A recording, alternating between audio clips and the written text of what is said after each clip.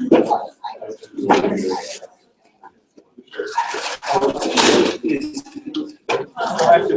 there an editor who will be someone active? Your phone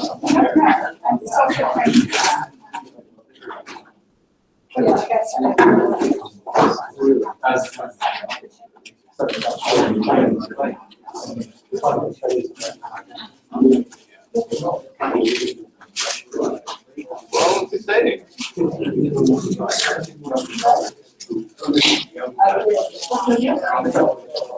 Trying to come up with a proposal for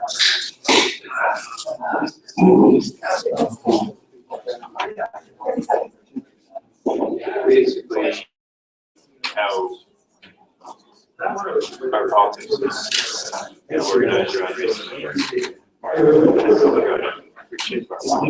Everybody, so I feel like it's like operating. I feel like now I'm like operating on two tracks. Like congressional organization stuff. Like being back to like fun and like but I think like there's actually a lot more connection with people understand because how Congress is organized and structured actually change how the parties are organized. Electorate and vice versa. Scholarships often you have people who think about one thing entirely. So, I mean, I did sort of thinking working on a certain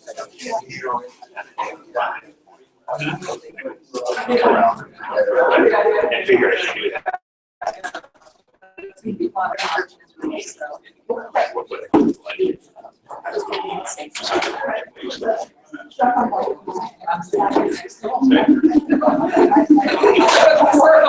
Yeah. And then the question is, like, do I want to scramble to like try to next year, or would I rather wait? Early 20 I think I'm probably not. Yeah, it gives me a little bit more time. I think a few things will start to do. And it's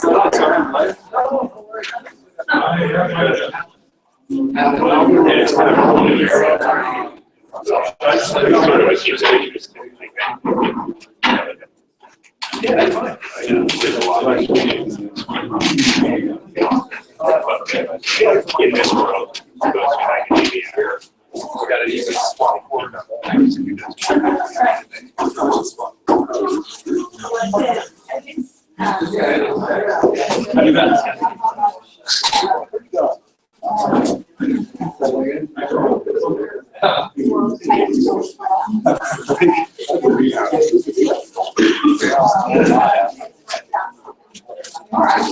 Yeah. That was pretty good. I mean, a lot of the most interesting people in the political media world.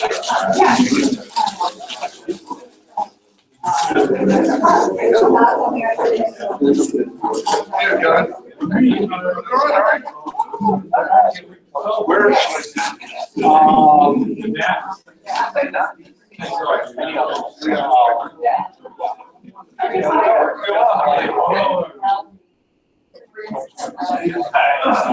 Hi, Jen. Yeah. Oh, that's okay. I figured it was last week. Like, oh, I'm going to go here. It's right over. Sorry? I can come here. Okay.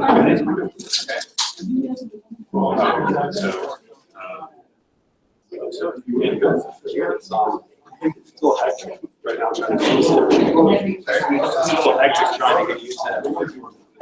How long? Late July. It's a different role style. Yeah. Yeah.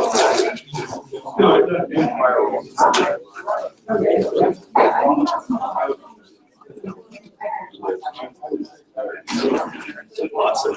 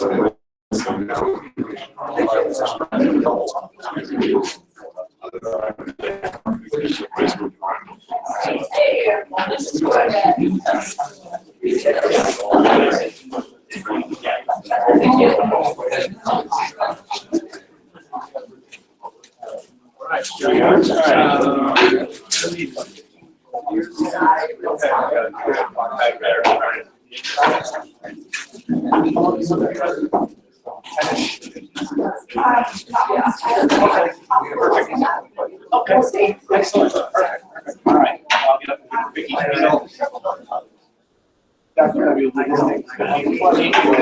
You'll do your thing. We'll leave and open up the audience. We got a clock in the back right corner, so we're good.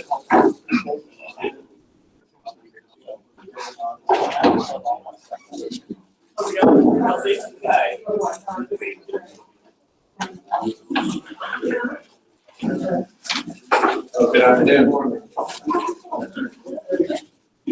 Welcome to the fourth gathering of the Legislative Branch Capacity Working Group. We'll have a date for next month's meeting and November's meeting, hopefully soon. To ensure that you find out exactly when our next meetings are, if you haven't already, please sign up for our newsletter. Literally, it takes legisbranch.com. That's all the information we ask for. And we don't send any other sorts of solicitations. We only send notifications about upcoming meetings and content we posted on legisbranch.com.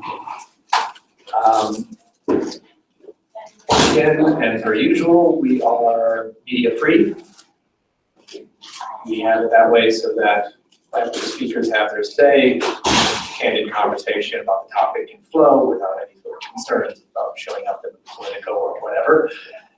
We are on, over here, there's a little chair with a camera that is live streaming G+. This is a live stream, and then this is going to be posted online after the event. However, we're turning off the camera after the presentation ends. Once again, because we want you all to be able to speak freely without any concerns. Today's topic is a legislative process topic. And those of you who know Congress know legislative process experts are few. And I'm delighted that we have two of them presenting today, along with at least a couple of them out here in the audience. Headliner is James Walner, formerly of Senate Steering, who's now a VP for Research at the Heritage Foundation. He's going to speak for about 15 or 20 minutes about a white paper, about the subject of Senate amendments and precedents, and also implications for kind of the larger state of the Senate. Molly Reynolds, a fellow at Brookings, will come up after that and speak for perhaps 10 minutes. She's also an expert in this subject matter. And then after that, Lee Drummond, my fellow co-director of the Legislative Branch Working Group, is going to come up and open up the conversation.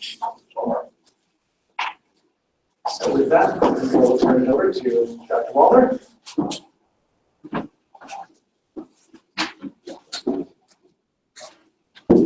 Sounds so official. That's a piece here back. And that. Okay, good.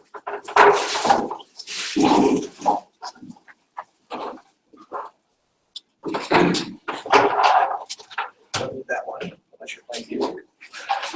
No music, unfortunately.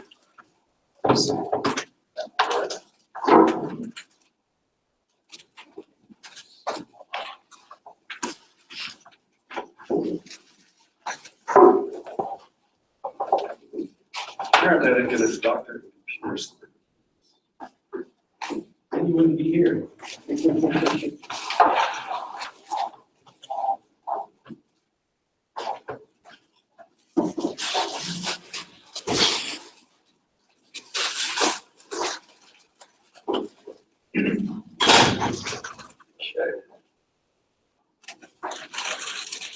Okay, let's see if this works.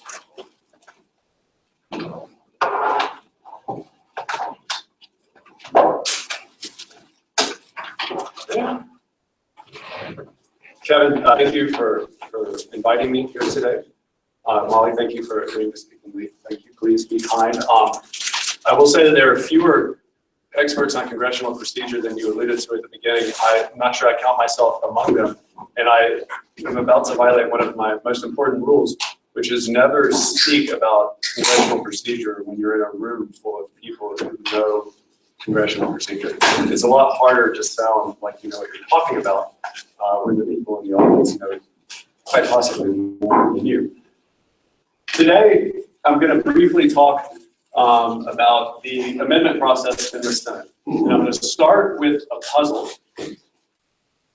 with what I hope will be a new focus on how important things upstream from the factors we typically think about being related to congressional capacity are. So the puzzle is something we all know. Filling the amendment tree is now routine. The amendment process is virtually non-existent. You can see here that this isn't because for lack of interest. Amendments filed to legislation remains consistent over time, but amendments offered to legislation on the floor of the Senate continue to decline. Let's see, just more depictions of the data here.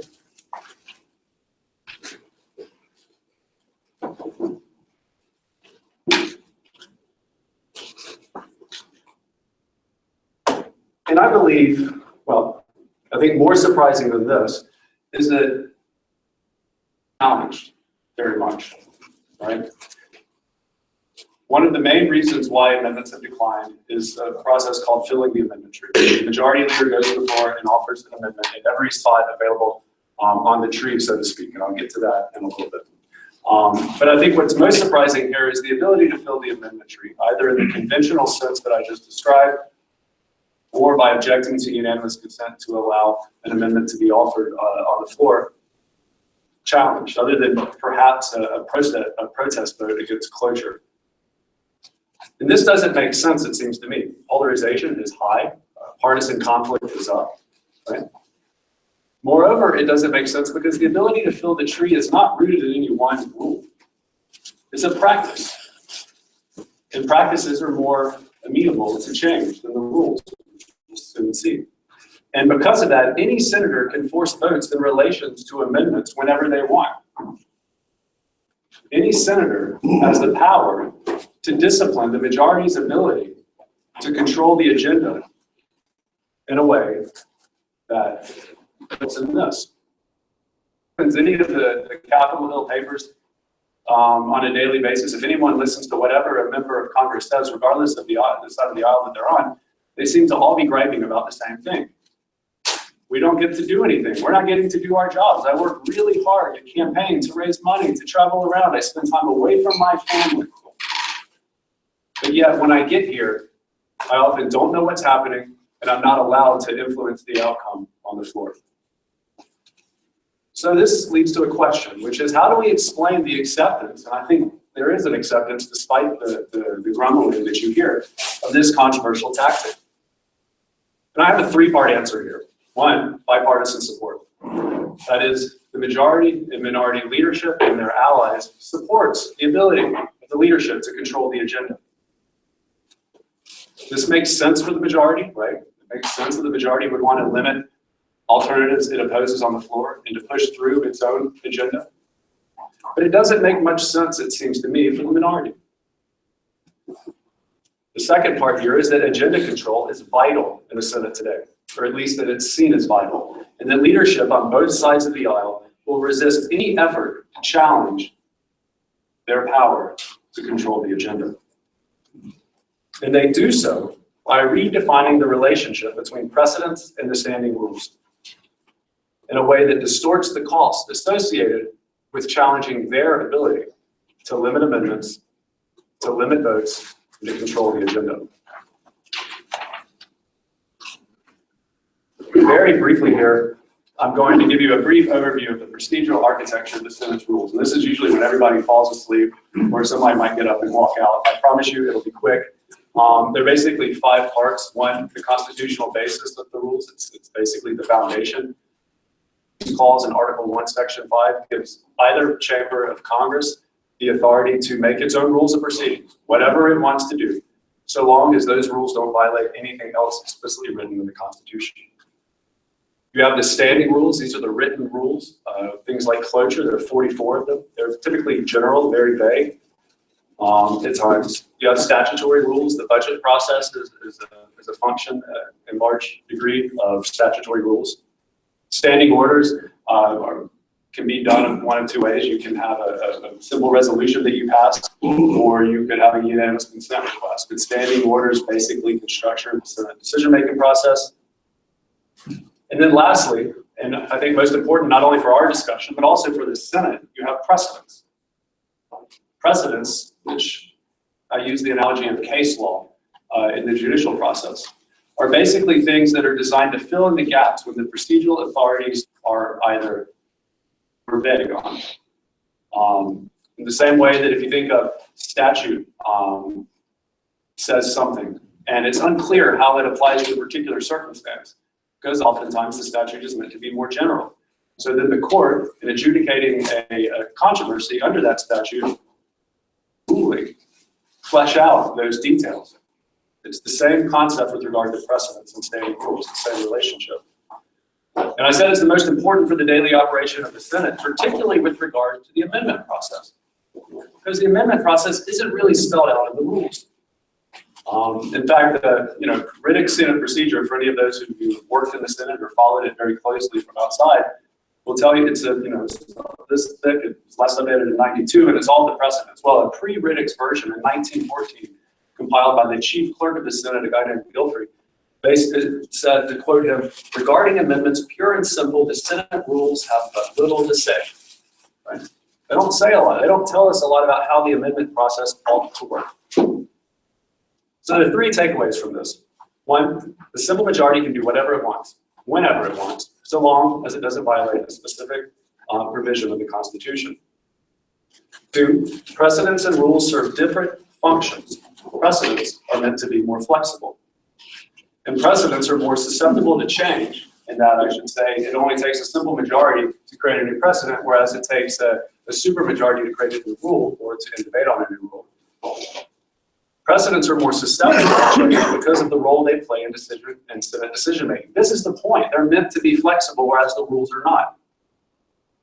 Deliberation requires flexibility, not rigidity. The first Senate rules, like today, didn't tell us a whole lot about how the amendment process ought to operate.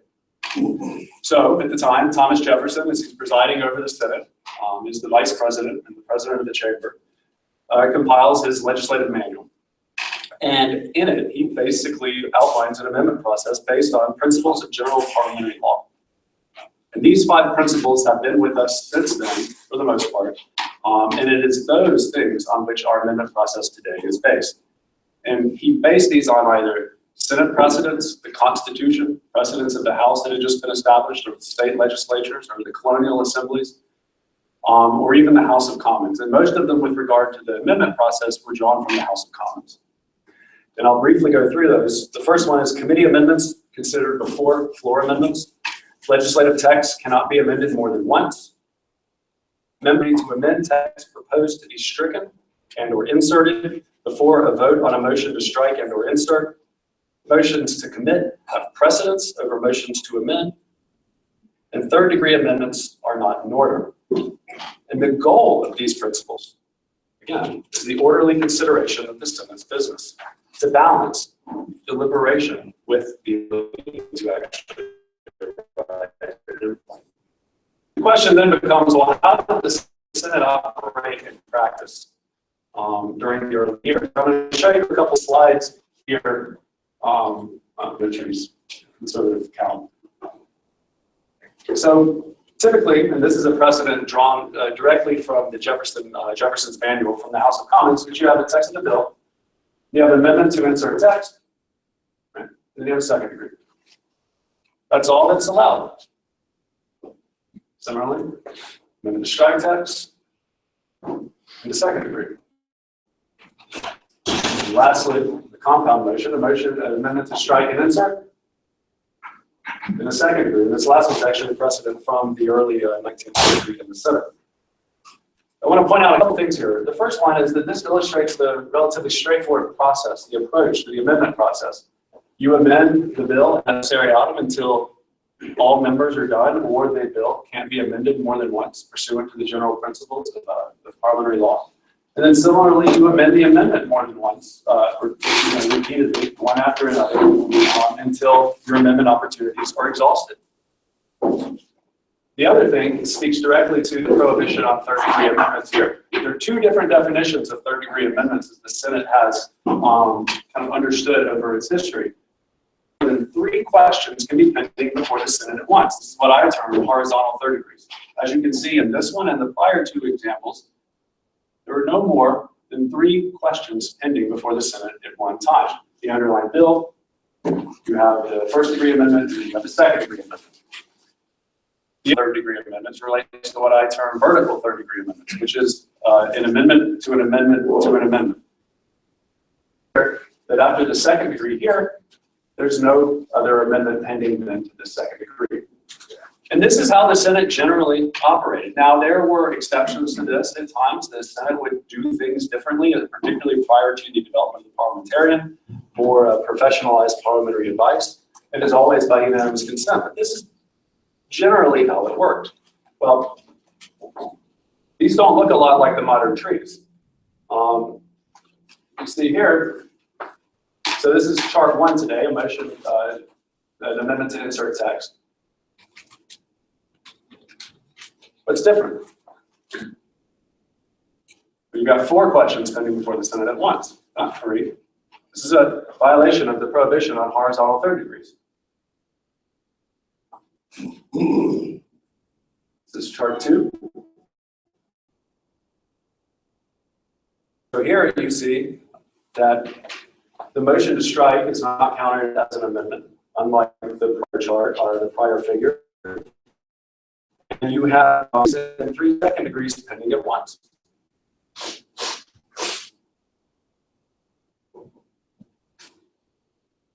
An amendment to substitute for a section.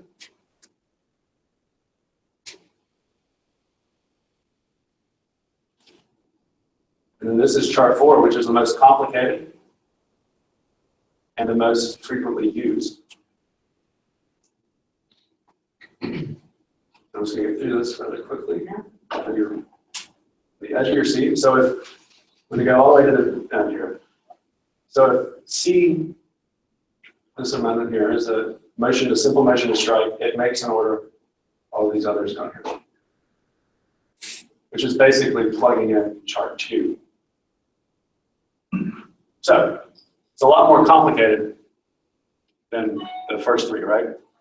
So the first thing I want to point out here is that the amendment process today is much more open and expansive than it was at the beginning. That more amendments can be pending before the Senate at the same time. And here I would also point out that you have lots of horizontal third degrees. And then you have also, because of the amendment to the nation substitute, pursuant to a rule change in 1874, is counted as underlying text, so you have vertical third degrees on this as well. So what's happening here? All of these charts were created via precedent. And the Senate, when confronted with the limited nature of its amendment process, decided to expand the number of amendments that could be allowed to be pending at one given time to better adhere to what they thought was the true meaning of the principles of parliamentary law. The Senate consistently ignored the prohibition on third-degree amendments in order to better fulfill the principles calling for the ability to amend text before a final vote. Well, today, that's not really the point. This at least is meant to allow the Senate to arrive at a better understanding of where its members stand on any given issue, right? Today, I would suggest that the amendment process is viewed faster, that a bill has to get over before it leaves the Senate. The leaders use the amendment trees not to facilitate deliberation in an orderly manner, but rather to block votes on amendments. With the cloture, they use the amendment trees to present a fait accompli to both their colleagues and the members on the other side of the aisle. Facilitate the orderly consideration of business. Rather, it's to prevent votes on amendments that the leadership and a good chunk, and I don't want to put all the leadership here, but a good chunk of their respective conferences that they oppose or that they believe may jeopardize legislation. Well, you know, motivations are not always easily discerned, but I would suggest that we need to consider this in the context of another issue, which is the rise of the 60-vote threshold on amendments. So one of the only ways that you're allowed to get a vote in the Senate today, unless you're operating under a budget reconciliation vehicle or a budget resolution, is if you agree on the front end to disadvantage and give it a higher vote. And this is an interesting development because it literally was non-existent prior to the 100th Congress. I think one of the first recorded votes by uses of this was in the 102nd Congress, maybe. That it increases dramatically from 6 or 7 or 8. And you can smooth this out by the percentage of all recorded votes. Lastly, if you exclude budget amendments, because budget amendments are simple majority, there's no need to agree to a higher vote threshold because you can't be blocked from offering them. And so nearly half of all amendments on the floor are considered in this way. So the point here is that the floor in the amendment process had changed dramatically. Based on protest this, I'm not going to go through them all. The only thing questions I can answer, we can discuss them, is there's ways to challenge those. I call it third-degree amendment. Back to the amendment treaty before, is how basis throughout the Senate's history. I think it is the most interesting point, at least with regard to how the Senate operates as an institution, because the arguments against offering third-degree amendments come from both leaders, whether or not you're in the majority or the minority. Which is that this is inconsistent with how the Senate operates. The precedents and the rulings that they serve the same function, and if you change the precedents, you're in essence going veto and you're blowing up the rules, and that's not good. The party would make this argument against their own members when they're being blocked from the process. And my argument is that when you equate precedents and standing rules in this way, they're pointing to two different paths for the Senate moving forward. Sure, you may get more leader control in the near term, but it's less organic. You're getting less public deliberation, less transparency. And the precedents are no longer allowed to serve the function for which they were originally intended. And what happens is the Senate becomes a prisoner to what has happened in the past. Or we could go back to a more organic process where the leaders have less control. Sure, it'll be a bit messy, right? But I think you'll have more stable outcomes in the end. You'll get more productivity. You'll have less gridlock and dysfunction. And I also think that this puts the real power of the leaders in perspective. Because unlike the House, where you have a rules committee, where you can go and you vote on a special rule, and everybody knows where they stand, it's one man who makes a decision on whether or not to fill a tree. And once that tree is filled, all of the decisions about what happens next go behind closed doors. And it's a non-public environment. It's hard to figure out where the inflection points are. Where should you go to register your displeasure? And then whenever some compromise results and we get back to the floor and everything's wrapped up, it's hard to assign responsibility because no one likes it. In fact, just look at the griping and grumbling on both sides of the aisle today in the Senate. And then lastly, this puts the consequences of a post-nuclear Senate. And by that I mean if the nuclear option is used to go further than what happened in November of 2013, and to get rid of the filibuster both for Supreme Court judges and for legislation. Because the idea, the argument we hear is that the Senate will just become the House. And I don't think that's accurate, because then there's lots of reasons why the Senate can't become the House, and we can discuss that later.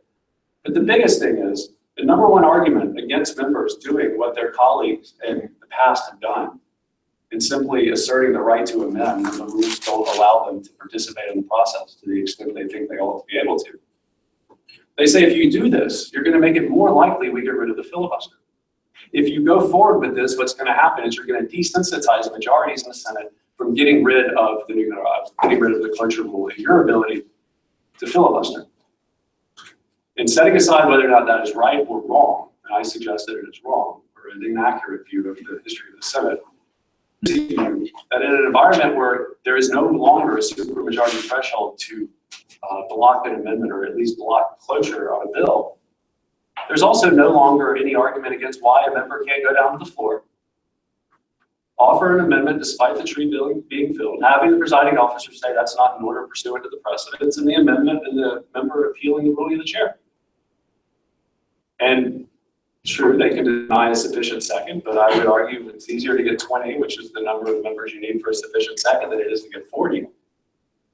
Second, or you get a roll call vote. What happens is you get a simple majority vote right then on whether or not the Senate ought to your amendment or consider it.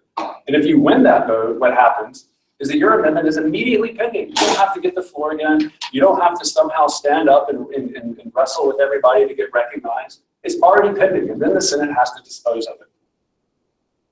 And that what happens is that we're disciplining the use of this negative agenda control on the part of the majority. Because if you cannot be stopped, and sure, it's a procedural vote, but just like with cloture, if you use them enough, procedural votes become substantive votes over time. As I would suspect, is that any leader would probably say, I have this tool to block things. I should probably only use it in extraordinary circumstances, because if I push my luck, what's going to happen is that more and more members are going to start challenging it. And eventually, it'll become useless to me in that regard, and the Senate won't have any way to block anything in extreme circumstances or not. And I think it's the routine use of filling the amendment tree that we're seeing today that is jeopardizing that. So with that.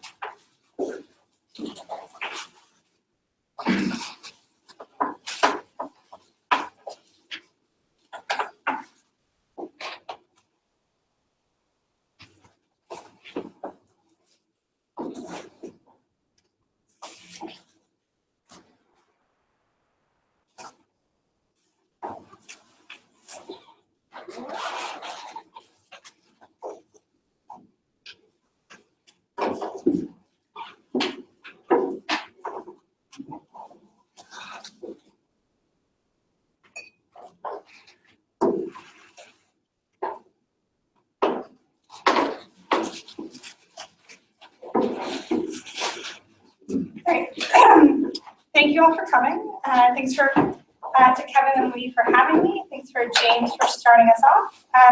As Kevin mentioned, my name is Molly Reynolds. I'm a fellow in the Governance Studies program at Brookings. And I want to start by just, again, thanking James for his presentation. And if you haven't read the paper that Kevin sent around as an invitation to this meeting, if you're interested through the history and the rules in the Senate, I'd really commend the paper to you. It does a really great job of explaining a lot of the historical context. Also, the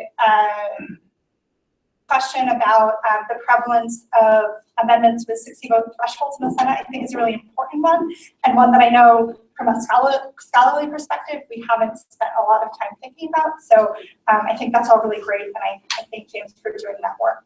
What I want to do with my time here today is make 3 additional points about amending activity in the Senate that are all sort of focus on the implications of the data that James presented in his paper about the change in amending activity in the Senate over time. And the first of these speaks to an additional consequence of some of the changes that and some of the trends that he's documented in terms of the share of filed amendments that actually get offered and the increased frequency with which the amendment tree is filled. So we generally think that when members in the Senate and in the House want to offer an amendment, there's sort of 2 broad reasons for this. There's not an either or, both of these could be true. Either they have policy goals, there's something in the bill they don't like, they want it out, there's something that's not in the bill that they want in, and or they have political goals. They want to be able to claim credit for having been active on a particular issue, they want to go on record with something for electoral reasons, to send signals to interest group allies, to embarrass the other party, that sort of thing. When amendment opportunities are restricted in the way that James has argued that they are, and that the data suggests that they are, the members' desire to achieve those goals, both policy and political, doesn't just go away. And it gets pushed into other parts of the legislative process, I'd argue, where the leadership is less willing or able to restrict members' ability to kind of achieve these political and or policy goals. So I think it's a really important secondary consequence of some of these trends that have been documented. I just want to illustrate briefly a little bit of data, first from the Senate and then from the House, that speaks to how this dynamic might be working. This is from the early stages of a project that I'm working on that looks at this question, which is how do rank and file members in both houses behave in legislative situations where party leaders either lack or choose not to use the tools they have to restrict opportunities and structure the legislative process. First, let's talk about the Senate. And as James mentioned, one of the places in the Senate where we don't see tree filling and where we don't see restrictions on amendments is the budget resolution. And so when we consider the budget resolution, we know that at the end there's this vote-a-rama where we have repeated amendments that are in some ways only limited by kind of the endurance of the senators who want to offer them and want to have them happen. And so one point that I want to make is that as amendment opportunities on other pieces of legislation, as James has documented, have declined, we've seen an increase in the number of amendments. This graph shows that are filed on the Senate budget resolution. I brought a graph of the ones that are actually offered. It would look largely the same. So we go back to FY82, which is on through FY 2016. Last time the Senate considered a budget resolution. You can see a roughly monotonic increase, but a huge jump up in the past 2 times. The Senate has considered a budget resolution. As amendment opportunities have become restricted elsewhere, on a resolution, on a measure where they're less restricted, we see the Senate sort of compensate and file more amendments there. And if we look looking a little bit specifically on the budget resolution at what we might think of as symbolic amendments, ones that might be the most apt to be used in a sort of political way, either to claim political points for your side or try to narrow to the other side. So specifically, I've been looking at Sons of the Senate resolution, amendments to the budget resolution, and reserve fund amendments to the budget resolution. We can talk more about that if you want. But I just want to make one point, which is that there's some evidence that senators are using these symbolic amendments to achieve their sort of personal re-election-minded goals. So what this figure shows is if we look at the amendments that these symbolic, look at the issues that these symbolic amendments to the budget resolution deal with. The blue line is filed amendments. The orange line is proposed amendments. And if we say, okay, look at each issue that one of these amendments deals with, and we say, is that, does that amendment deal with an issue that the sponsor of the amendment cares about? And here I measure that by whether it deals with an issue that a committee that the sponsor is on, a standing committee that they also deal with. So if you have an amendment that's about defense issues, is the sponsor on the Armed Services Committee? And we can see that this also increases over time. So a greater share of both filed amendments and proposed amendments are dealing with these issues that are important to members, to senators' personal reputations in the Senate. So again, the sort of takeaway here is that as we've seen the amendment process be restricted on other kinds of legislation, we see senators using the measures where they still have more flexibility to do more and more of their, trying to achieve more and more of their goals. I know this session is about the Senate, but I also want to make a brief aside for the House folks among us, and that there's also reason to believe that members in the House are pushing their goal-seeking efforts to the few parts of the legislative process where they still have the ability to offer amendments freely.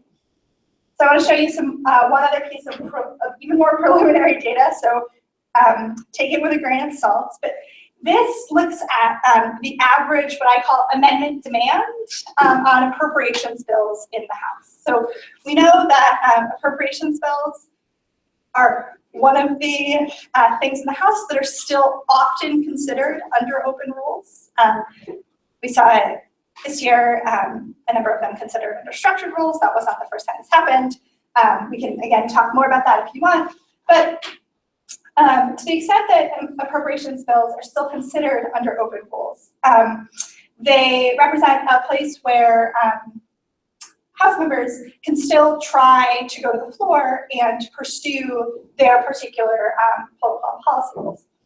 And so what we see here we go back to FY 2004, is that over time, House members are sort of demanding more and more opportunities on appropriations bills in the House. And so the data that's presented here are for appropriations bills that are actually considered under open rules. It's how many amendments are actually proposed on the floor, and for amendments for appropriations bills considered under structured rules, it's how many amendments are filed with the Rules Committee, and then divided by the number of appropriations bills actually considered in that year. That's the per bill. That big jump in, I think that's 2010, was a 550 amendment proposal by Jeff Flake on the defense appropriations bill, and so the blue dotted lines, if you take that outlier out. But the point here is that in the House, we also see a similar behavior, which is that as members are losing their ability to offer amendments elsewhere, they're honing in on the places where they can still do so to try to accomplish their goals. So I want to just make two other quick points that are a little bit more geared towards kicking off our discussion. I don't want to steal Lee's thunder. But one of them is that I'd love for us to talk a little bit about the challenges of trying to open up the amendment process without a change to the rules or precedents, which is that if members don't believe that openness in the amendment process will persist, they have an incentive to be as aggressive as they can right off the bat, which then only increases the incentive of the leadership to try to limit the number of amendments. So the paper that Kevin and Tony Madonna wrote that was circulated with the invitation to this meeting They talk about how this happened in the Senate with the Keystone XL pipeline in 2015, where senators filed nearly 300 amendments. I point to a similar thing that happened in the House last fall, right after Speaker Ryan ascended to the speakership, where House members filed a similar number, about 300 amendments on the transportation bill. So one question I'd really like to put on the table for our discussion is how we might address this problem of trying to open up the amendment process outside of the scope of changes to the rules or precedents. So just an example, in the 113th Congress, we had the standing order in the Senate that provided an expedited motion to proceed plus 4 priority amendments. I don't know of any research that's looked at how that was used, but I think that would be, and that sort of thing would be worthy of our discussion. And then in the, finally, in sort of the additional questions for further research department would be the question of which senators are being permitted to offer their amendments subject to 60 vote thresholds, as James has presented. So some really nice new published political science research on the House Rules Committee that suggests that at least between the 109th and the 111th Congress, the members who did the best in terms of getting their amendments approved by the Rules Committee for floor consideration were moderate members of the majority party. Excuse me. Under the logic that these moderates were being compensated for potentially having to vote for the underlying bill, which might have been more liberal than moderate Democrats would have liked when the Democrats were in the majority, or more conservative than moderate Republicans would have liked when Republicans were in the majority. So I'd be really curious to look at this a little more systematically in the context of the Senate and try to get a sense of who, when leadership negotiates these agreements with 60 vote thresholds, who gets the chance to offer what they basically know is going to be a failed amendment, and how does that fit into how we understand the coalition building task about it. So I'll leave us there, and I'll turn it over to Lee. All right, well, let's give a big round of applause for Molly and James. So, this is the discussion part. So I'll kind of offer a few thoughts, but generally, if you have questions